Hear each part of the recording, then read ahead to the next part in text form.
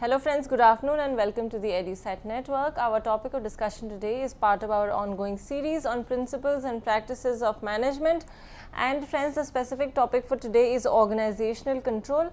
For this very lecture, we have with us in our studio our same subject expert, Dr. Ravindra Kumar, Associate Professor, Department of Commerce and Business Studies, Jamia Millia Islamia, Central University of Delhi. He has been teaching for the last 20 years. He has authored 3 books, the titles of which I would like to tell you. One is Auditing Principles and Practice, second is Legal Aspects of Business, the third being Legal and Regulatory Environment of Business. Of course, he could use these for selective study as well. So friends, with this introduction, I would like to welcome sir to our studio. Thank you sir for coming. Thank you. And sir, I also request you to begin our today's lecture. Yeah. See, the topic for today's discussion is organizational control. What is control? Controlling is the management function of monitoring performance, monitoring organizational performance towards the attainment of organizational goals. The fourth function of management, controlling entails establishment of performance standards required to achieve goals, measurement of performance and taking of corrective measures. In this behalf, management should entail the establishment of required standards of performance, then what activities or output are required for organizational performance, then how and where they can be measured, and who should exercise that corrective measures.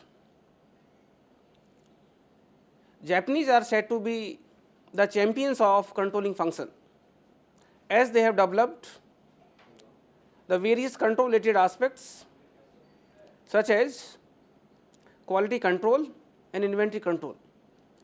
In fact, the credit of total quality management goes to Japanese people, Japanese philosophy. Similarly, it is the Japanese philosophy that they have conceived the idea of just in time, JIT, just in time approach. Now, organizational control, if you go by the basic definition, basic concept, it is the process of monitoring activities to ensure that they are being accomplished as planned, and at the same time of correcting any significant deviations. Significant here means any important, any relevant. There may be significant deviations, differences, there may be some insignificant differences when we compare the actual performance against standard performance, the planned performance. So, wherever there are significant deviations, so that require correction, that require corrective measures. Now, the fundamental question arises, what is the main purpose, the aim and objective of control? Why to exercise control? Simply speaking, control is to be exercised to ensure that activities are completed in ways that lead to accomplishment of organizational goals. So, you will find the concept of control itself indicates its purpose, its aim, the basic purpose behind it. So, unless and until the performance is compared against the standard performance, corrective measures cannot be suggested. Then, why is control important? If you look at the basic aim of control, the basic objective, the purpose, okay, the control, the objective itself signifies its relevance. So, it is basically the final link in management functions and the only way managers know whether organization goals are being met, and if not, the reasons why. Now, there lies 2 important points here. First is planning, controlling link. Perhaps these are the 2 functions, that is planning and controlling, which are most closely related. So, though it is one of the four functions of management, see, planning followed by organizing, then directing and controlling. But when you come back to we link it planning and control, you will find they are closely related, because in the absence of one, the other is meaningless. So, it is basically the controls that let managers know whether the goals and plans are on target and what future actions are required. Secondly, it is about the delegation of authority.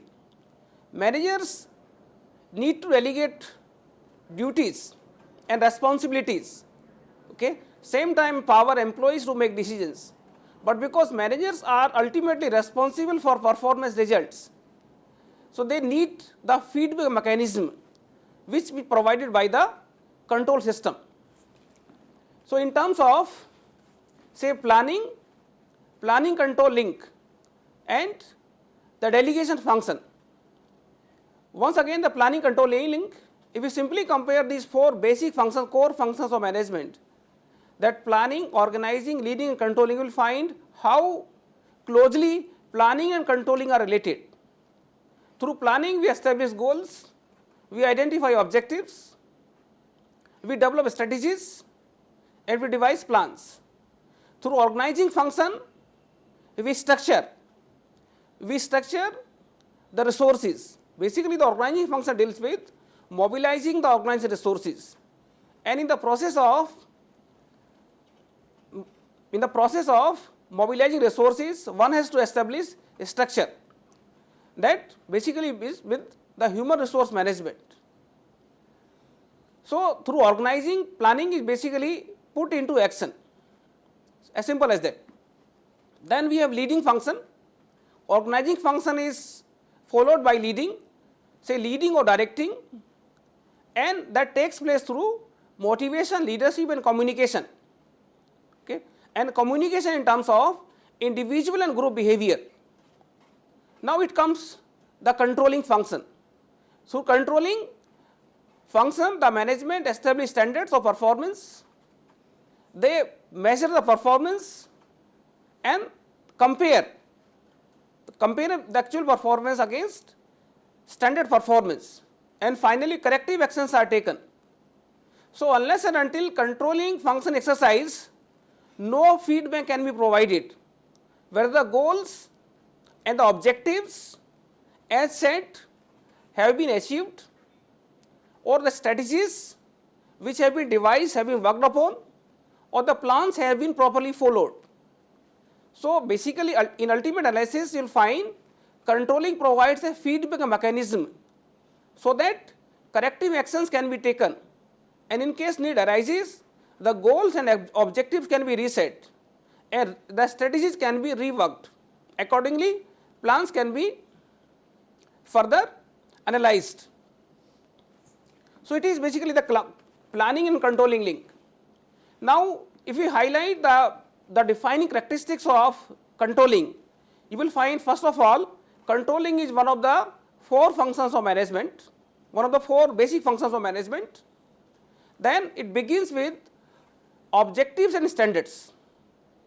Any controlling function begins with what are the objectives and the establishment of standards. Control measures actual performance.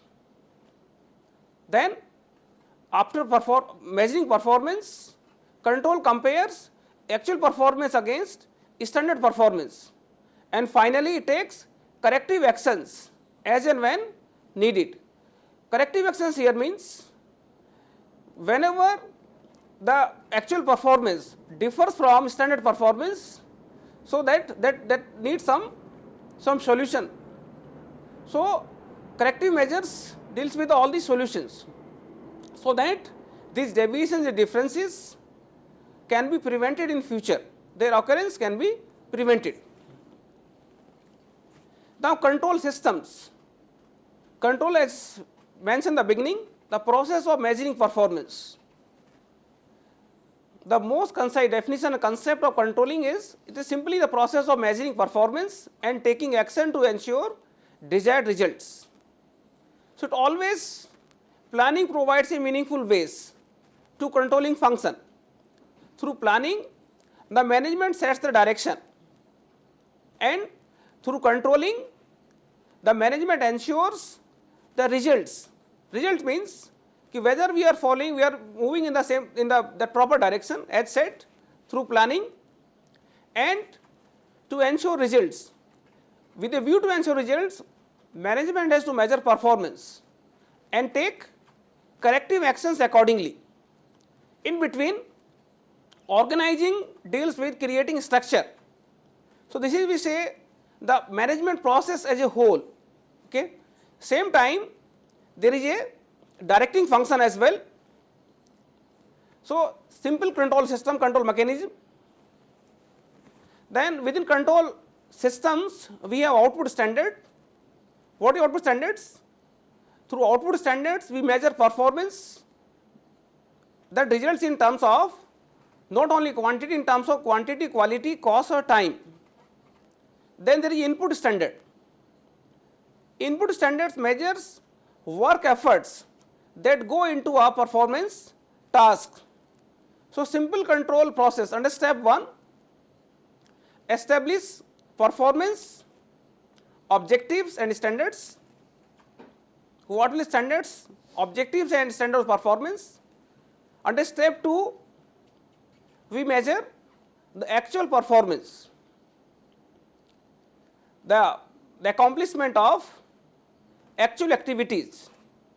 Under step 3, we compare actual performance with objectives and standards. That means comparing actual performance against standard performance.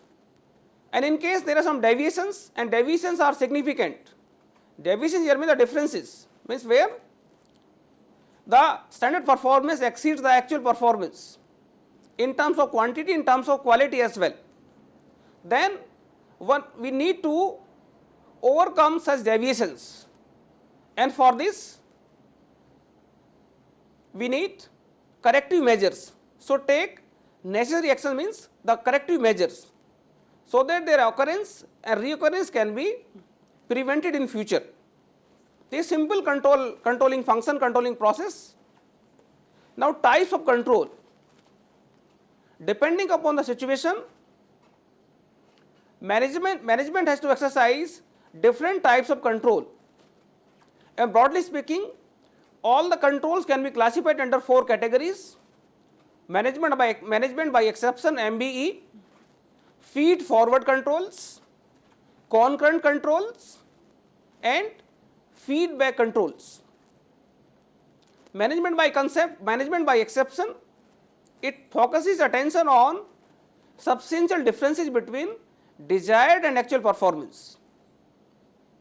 So if we go by management by exception, the type of control, it simply focuses on the substantial difference, the significant difference between the desired and actual performance. Desired is say the standard performance, and actual performance, the actual performance, the actual output.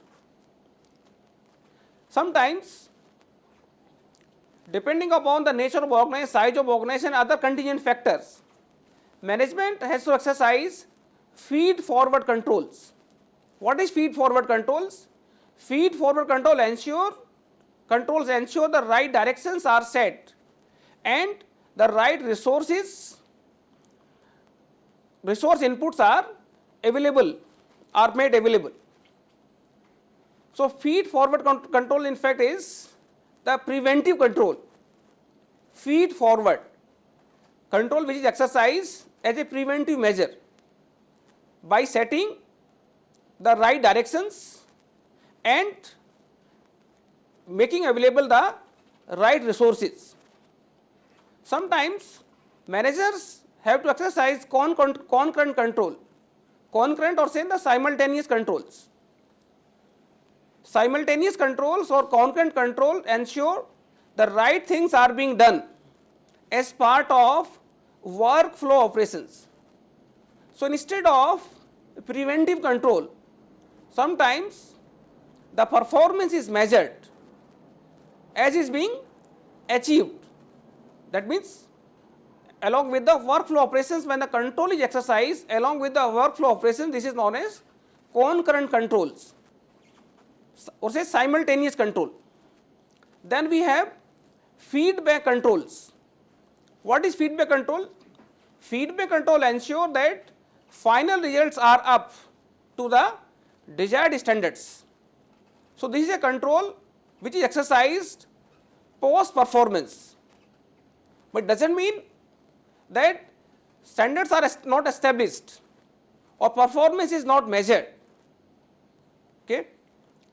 But here once the performance is over, that performance is measured and it is compared against the standard performance. That is known as feedback control.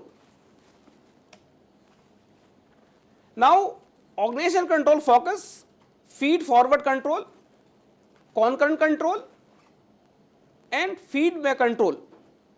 Feed forward control, as mentioned in the beginning, it anticipates problems before they arise, before they occur. And here the input will be by setting the directions and making the required resources available. Then sometimes depending upon the situation, the requirement, management has to exercise concurrent control. So concurrent control or say the simultaneous control solves problems as they happen, as they arise, as they occur. Sometimes concurrent control may not work, so managers have to rely heavily on feedback control. Feedback control solves problems after they occur. So here focus will be on outputs. So in terms of focus you will find, in terms of focus, feed forward control focuses on inputs, input in terms of directions and the resources which are allocated. Instead, inputs, the concurrent control or the simultaneous control focuses on ongoing process, ongoing performance. That is why the term indicates concurrent control, whereas feedback control focuses on output. So this is the basic, also the technical difference among feed forward control, concurrent control and feedback control. Now for examples, for feed forward control, so feed forward control anticipates problems. So that is why it is known as preventive control mechanism, preventive control systems. Say for example, pre-employment drug testing. Most of the drugs before they are sent to the market, they are tested. So then inspecting raw materials before they are supplied. Then hiring only the college graduates, campus placement and sending them on training. So basically it is focusing on the inputs. Against feed forward control examples under concurrent control, adaptive culture, total quality management, no compromise on quality, TQM. Then employee self control mechanism, where the employee is ensured that they have to measure their performance while performing. So self control. You will find that concurrent control relies heavily on self control. Then we have third, feedback control. Examples for feedback control: analyzing sales per employee or say per unit, per department.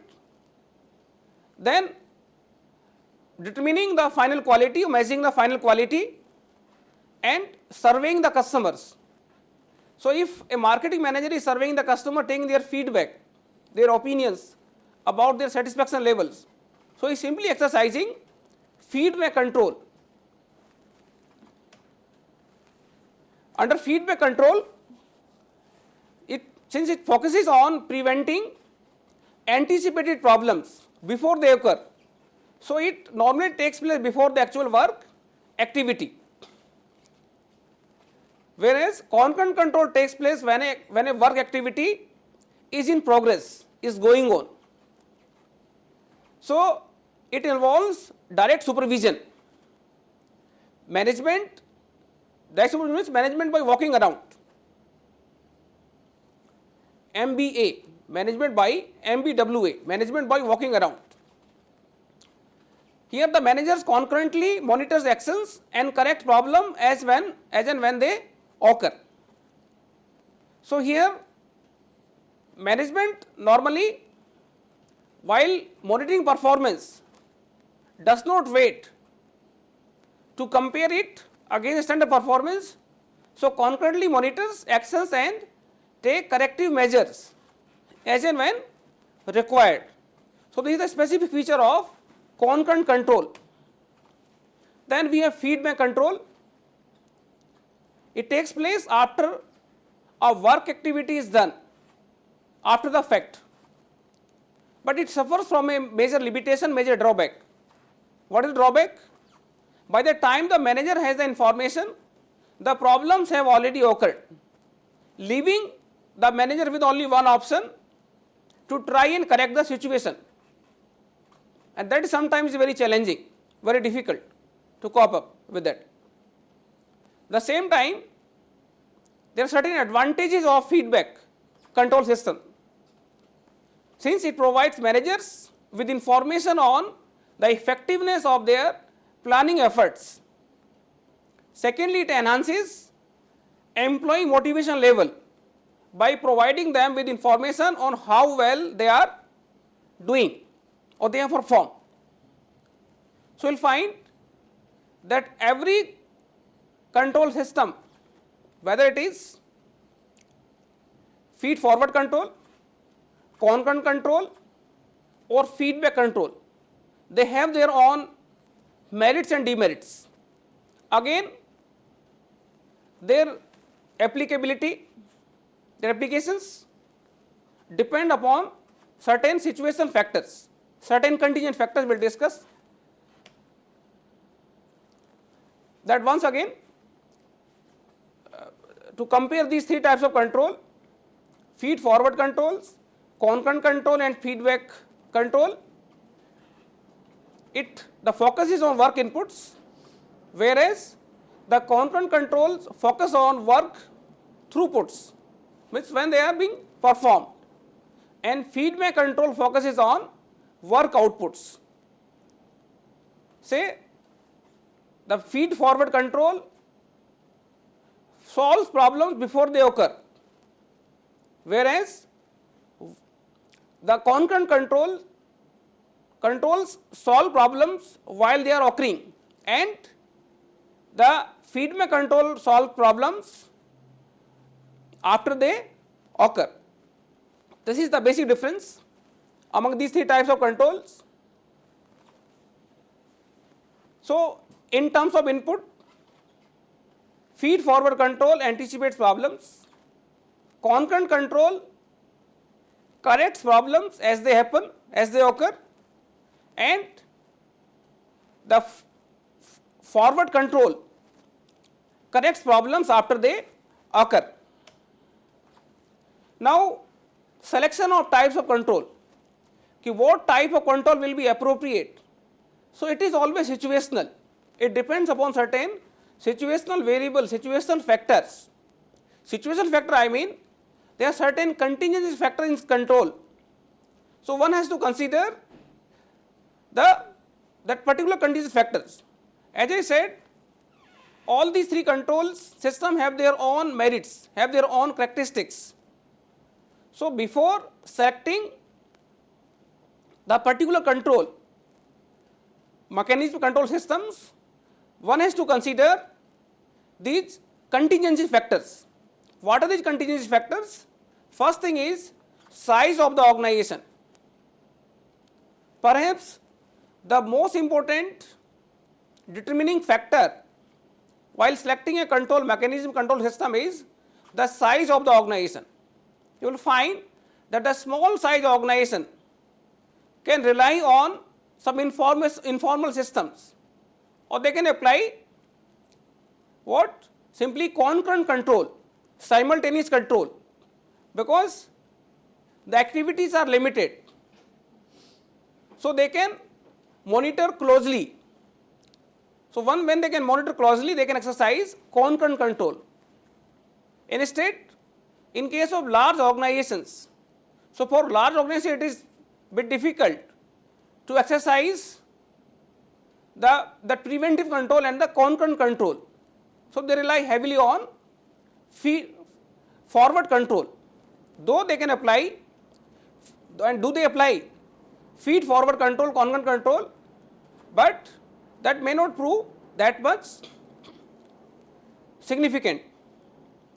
Then one's position in the organization hierarchy, degree of decentralization also determine the control mechanism. Say in case of all the authorities have been delegated, decentralized. So in that case, managers depend heavily on the feedback, because ultimate responsibility, accountability lies with the top management. Even if they are going by, say, 100% delegation of authority, so they cannot work with the concurrent control or feed forward control. They have to apply forward control. Another thing is organizational culture, the importance or significance of a work activity. So if I take one by one, you will find these contingency factors. One by one, the size of the organization. As I said, a small organization relies more on informal and personal control approaches, whereas the big organizations cannot rely on all the time on informal and personal control approaches. They have to rely on formal control systems and highly formalized feed forward and feedback controls. So concurrent control is of minimal use for large organization. Second contingent factor was one's position in the organizational hierarchy. Lower level jobs have clear definitions of performance, whereas the higher up one moves in the hierarchy, so they greater the need for multiple sets of control criteria. So higher authorities have to exercise most of the time all these three types of control.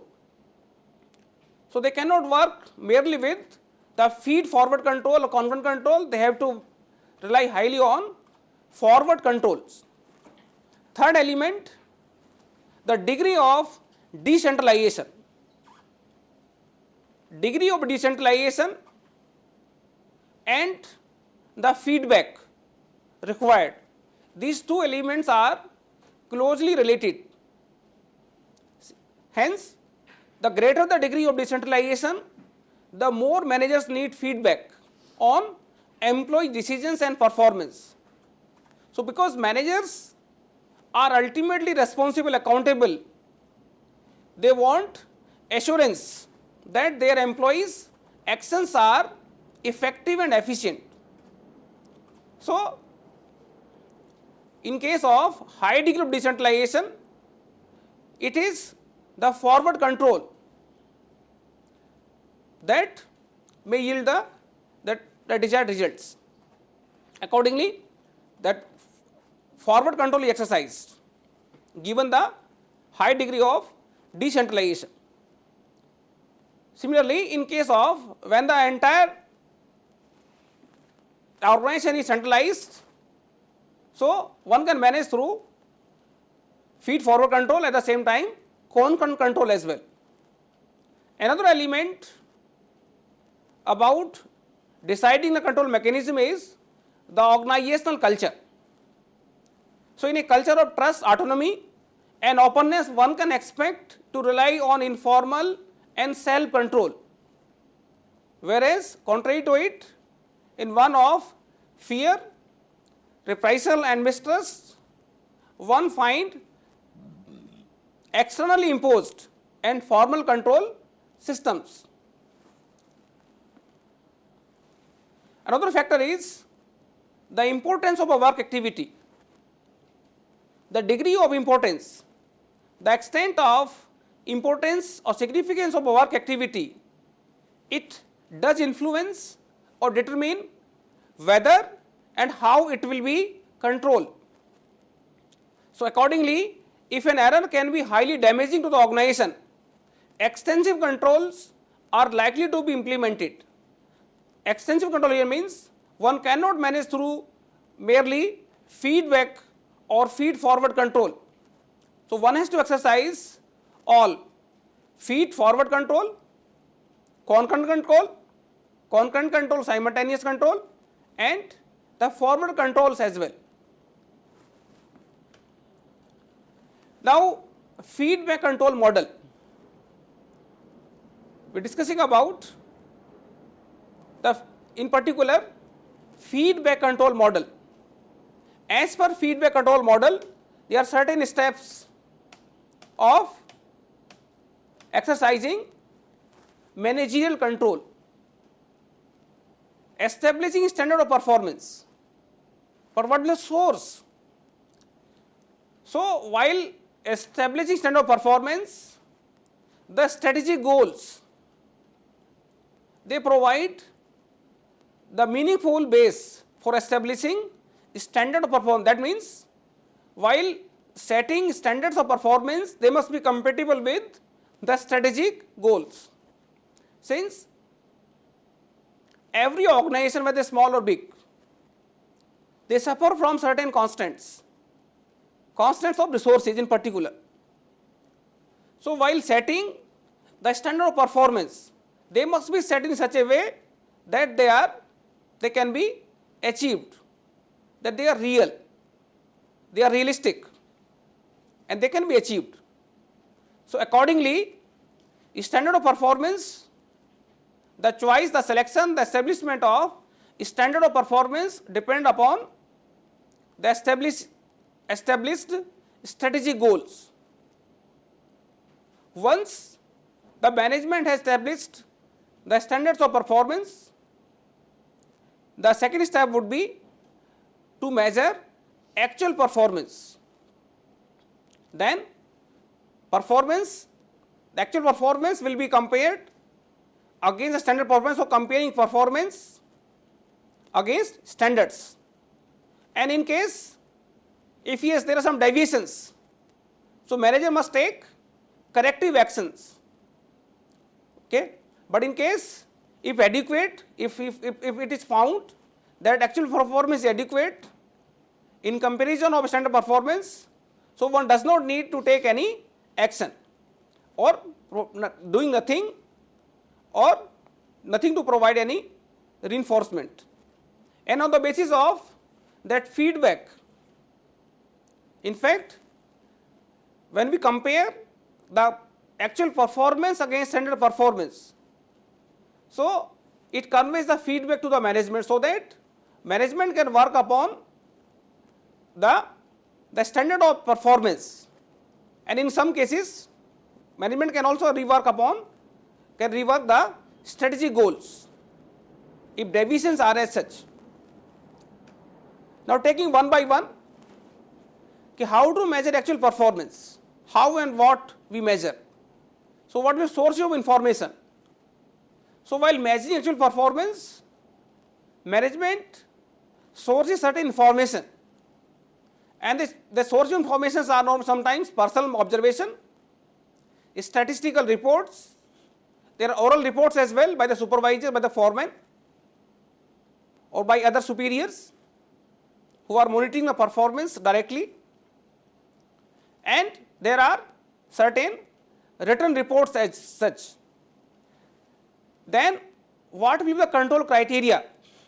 Control criteria depends upon employee satisfaction, turnover, absenteeism, and accordingly there are certain controlling tools, budgets, and budget determine the cost, the outputs, the sales.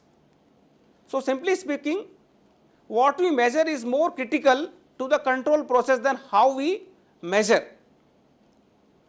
And selection of wrong criteria can result in serious consequences. Ultimately, what we measure determines what people in the organization will attempt to excel at or to improve. Second step is, then again, while discussing about these common sources of measuring performance, there are certain advantages and drawbacks. Like, there are 4 sources of information: personal observation, statistical reports, oral reports, and written reports.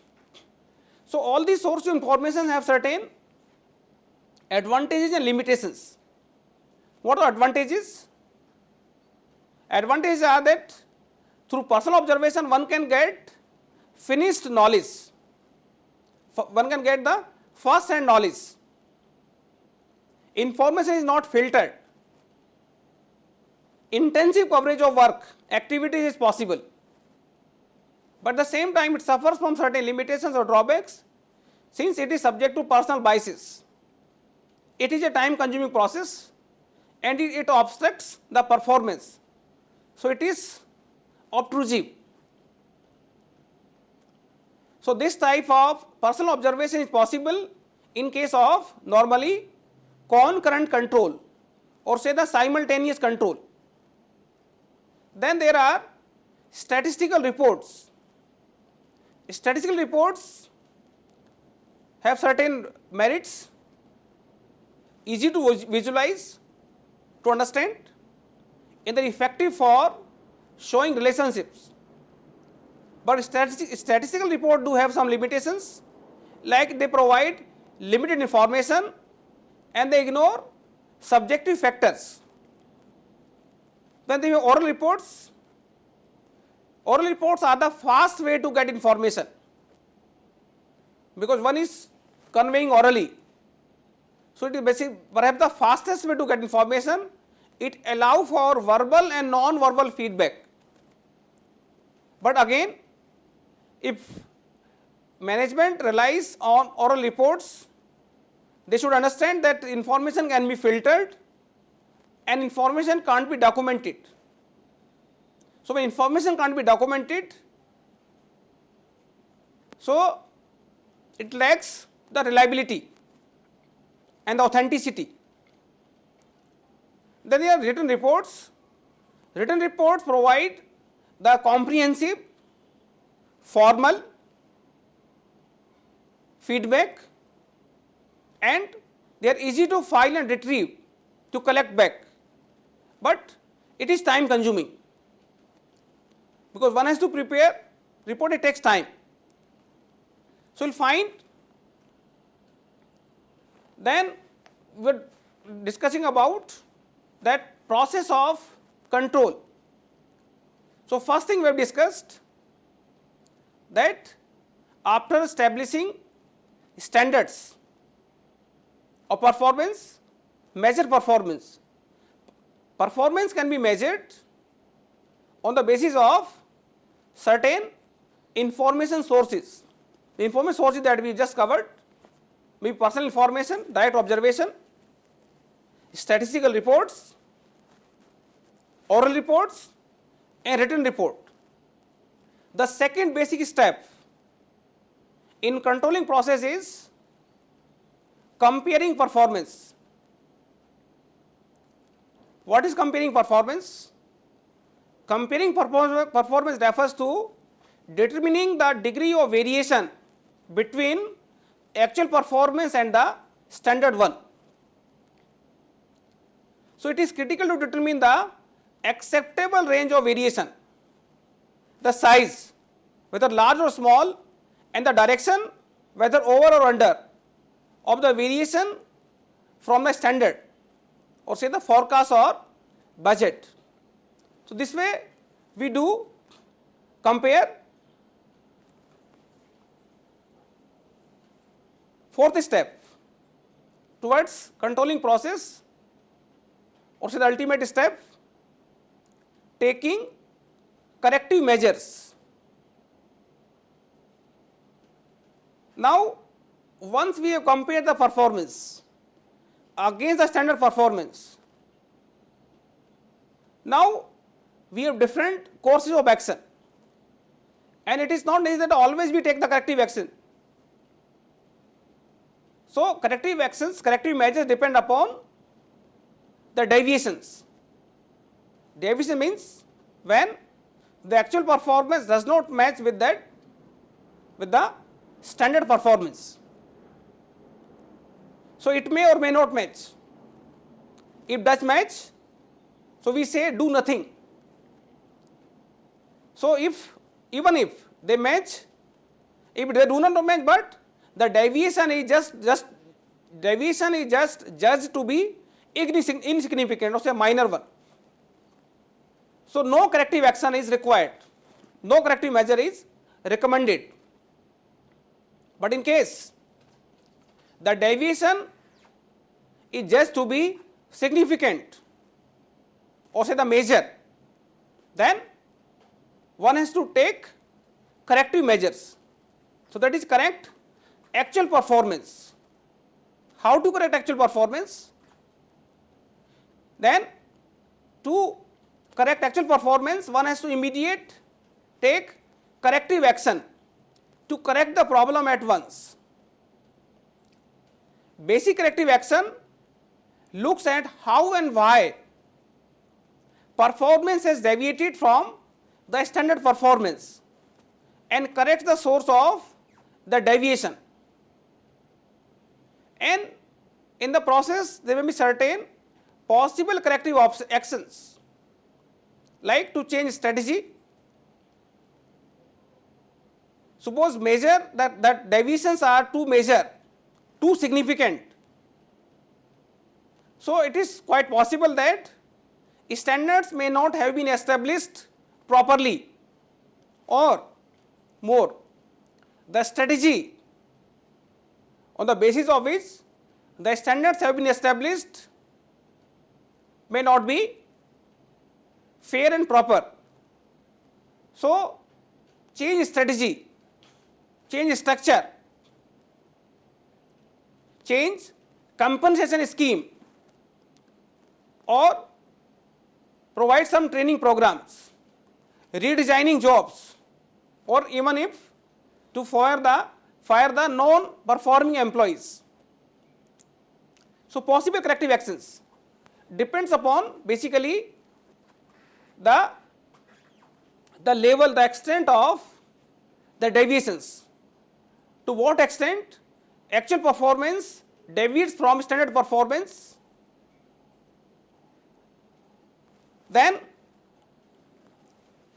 while taking corrective measures, managerial actions, managers may need to revise the standards, examine the standard to ascertain, say the check whether or not the standard is realistic and achievable, and they sometimes need to reset the goals that may have been too high or too low.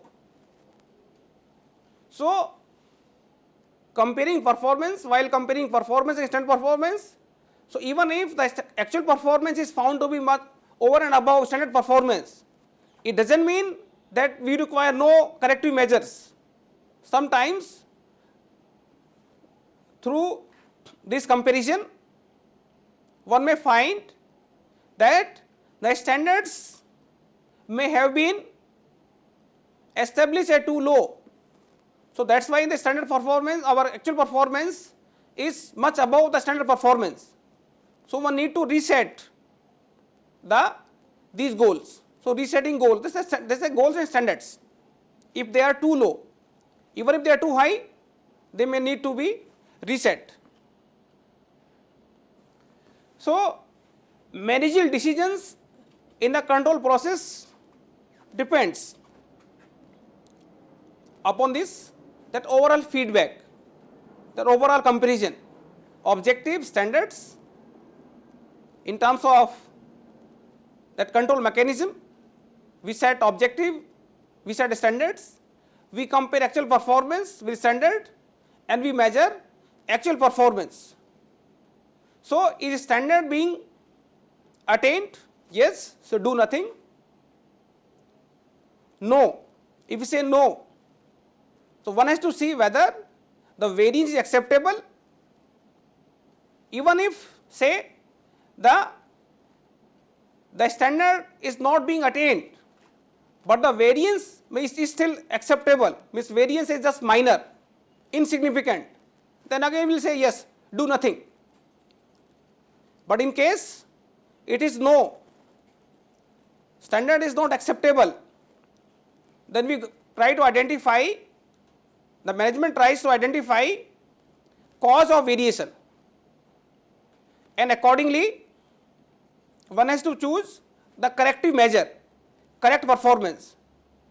But in case the standard is not acceptable itself, then forget about following that standard, then revise the standards. Instead of taking any other corrective measure to improve the performance, to better the performance, then one needs to revise standards. So revising standards, and sometimes while revising standards may reveal that the strategy has not been well conceived. So one need to rework upon the strategy itself. So it ultimately depends upon the measurement of actual performance and its comparison against standard performance. Okay, what will be the corrective measure, corrective action? Another concept towards organization control systems and techniques, management by objective, MBO. What is MBO?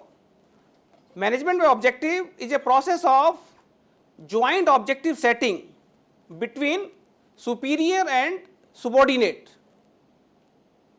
So between team leader and team member, they jointly plan, they independently perform, and finally they jointly control. So it is a process of jointly planning, that means jointly setting the objectives, jointly setting the standards of performance, and jointly choosing the course of actions, say the processes. But one has to act individually, that means performing tasks by the members. At the same time, the team leader provides support. Individually act doesn't mean there is no support system. One is acting independently on the basis of jointly set objectives, jointly set standards of performance, and jointly selected action, the course of action. So there is always support system, so provides support, whereas they jointly control, means team leader and team member jointly control. So there is another organization control system.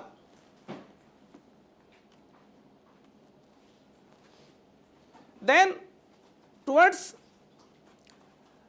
various aspects of controlling, like purchasing inventory control, towards purchasing control, like buying what is needed at right quality, at a good price, and for on time delivery. The supply chain management control. Supply chain management control uses information technology to link suppliers and purchasers in cost efficient ways.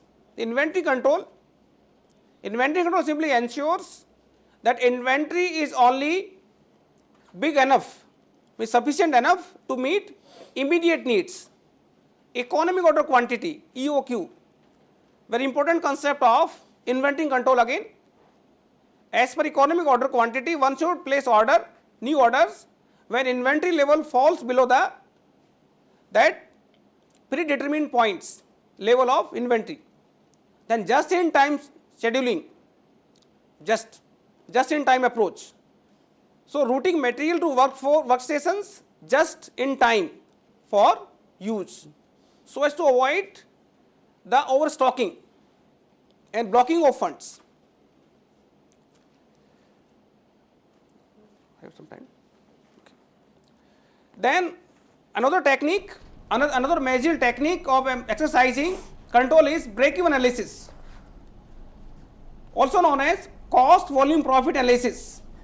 What is BP? It is a point at which revenues equal costs. That means a point of no profit, no loss. The level of sales where the undertaking earns no profit, at the same time it incurs no loss. So through this one can calculate the break-even sales by simply employing simple formula by dividing fixed cost, the total fixed cost, by contribution per unit. That means selling price per unit minus variable cost per unit. The break-even point can also be calculated by in terms of rupees, in terms of amount, by dividing fixed cost by profit volume ratio. What is profit volume ratio? It is simply contribution percentage, contribution divided by sales, or say contribution per unit divided by selling price. So these are some of the managerial techniques. Another managerial technique is exercising budgetary control. Commonly used controlling technique. It is a process of managerial control, and through this process of setting targets, and it is basically used to monitor results and compare to budget. So budget itself provides a meaningful controlling device, so that the actual outlay, the performance does not go beyond the standard performance. So budgetary control is one of them. Then the various types of budgets that managers use. They use expense budgets, they use revenue budgets, cash budget, capital budgets. So depending upon requirement. So in case they wish to control the expenses, so they will be devising the various expense budgets. In case their focus is on revenue, so within revenue, like they will devise the sales budget and the production budget and the cash budget to monitor the cash receipts and cash payments. So cash budget, and sometimes the capital budgeting techniques are also employed by the managers. There are certain traditional budgeting techniques, budgeting methods, like top-down budgeting. Under top-down budgeting, as the term indicates, middle and lower level managers set departmental budget targets, which is done in accordance with the overall company revenues and expenditure specified by the top management. Then another is bottom-up budgeting method. Here lower level managers budget their department's resource needs, but at the same time it requires budget departments request pass up to the top management for approval. Another budgeting technique, controlling technique, is financial statement analysis. It provides basic information for financial control, and we have two financial statements in particular, the balance sheet or the position statement, which shows the assets and liabilities and owner's equity. Another statement is income statement or say profit and loss account, which shows revenues and expenses. For financial statement analysis, there are certain types of ratios which are regularly employed by the management. We employ liquidity ratios. Liquidity ratios measure the liquidity, how liquid or financially sound in terms of liquidity the company is. And within liquidity ratios, there are two ratios which are used. Current ratio, simply otherwise known as working capital ratio, that is ascertained by dividing current asset by current liabilities. Then there is one acid test or quick ratio. Quick ratio is calculated by dividing liquid asset by current liabilities. So they measure based on liquidity. Then we have activity ratios. activity ratios, they determine various relationship between turnover and other variables. We do determine profitability ratios, the ratio between gross profit and turnover, the ratio between net profit and turnover, and so on. So, these are tools of financial statement analysis. There are various ratios. Apart from liquidity ratios, activity ratios, and profitability ratios, another ratio which is frequently used is known as leverage ratio, which measures the leverage, in particular debt ratio. Through debt ratio we simply calculate the ratio between the relation between total debts and total assets. So these are the tools of financial statement analysis, or the tools of managerial control. Right. Okay. Thank you so much, sir. So friends, this was our lecture on organizational control, which sir has clearly enumerated and spelled out for us the various things that need to be taken into say notice, and also the things that you need to learn from this. So I hope you have really enjoyed the lecture as we did. So thank you so much, sir, for coming, and thank you friends for watching. Have a great day.